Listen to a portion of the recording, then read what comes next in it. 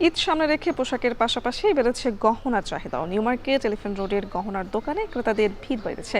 ঈদের গহনার বাজারের খবর জানাতে সেখান থেকে যুক্ত হচ্ছেন রাব্বিয়াল রাহিদ। রাহিদ, জানাবেন যে পোশাকের পাশাপাশি কোন ধরনের গহনার চাহিদা এখন সবচেয়ে বেশি?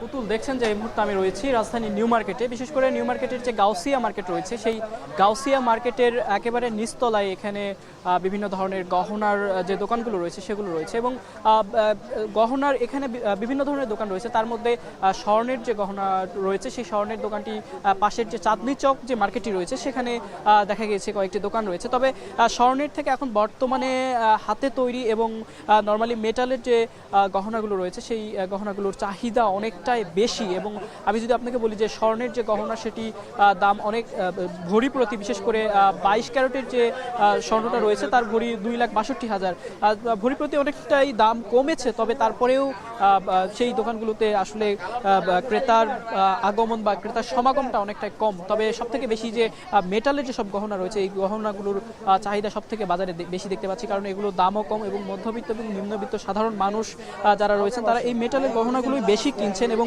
আমি যদি আপনাকে বলি যে দামের ক্ষেত্রে দামও এই মেটালের গহনাগুলোর অনেক কম। বিশেষ করে এখানে যেসব গহনা রয়েছে তার মধ্যে নর্মালি মালা রয়েছে এবং বিভিন্ন ধরনের হার রয়েছে, হাতে তৈরি হার রয়েছে এবং নাকের ফুল এবং কানের ফুল রয়েছে। এবং এই ফুলগুলোর যে দাম রয়েছে সেই দামগুলোর মধ্যে মোটামুটি 200-250 থেকে শুরু করে 1000, 1200 বা 1500 টাকার মধ্যেও এই গহনাগুলো পাওয়া যাচ্ছে।